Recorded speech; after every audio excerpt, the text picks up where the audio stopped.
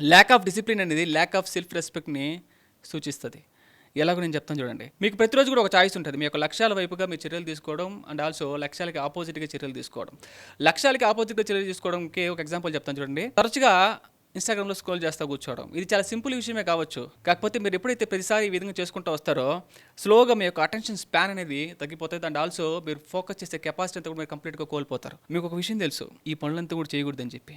And also మీకు ఇంకొక విషయం కూడా తెలుసు, ఏం చేస్తే మీ లక్ష్యాలు మీరు సాధిస్తారో అండ్ ఆల్సో ఏది ప్రొడక్టివో కూడా మీకు తెలుసు.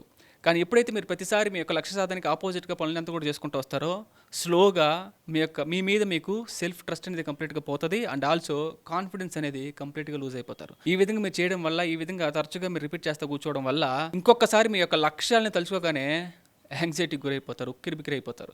సో ఈ నెగిటివ్ ప్యాటర్న్ని మీరు బ్రేక్ చేసుకొని మీ యొక్క లక్ష్యాలంతా కూడా ఎఫర్ట్లెస్గా మీరు సాధించాలంటే మీరు చేయాల్సిందంతా కూడా 3 స్టెప్ ఫార్ములానే మీరు గోత్రూ అవ్వాలి. అవన్నీ కూడా క్యాప్షన్లో ఇచ్చున్నాం, దాన్ని గోత్రూ అవ్వండి.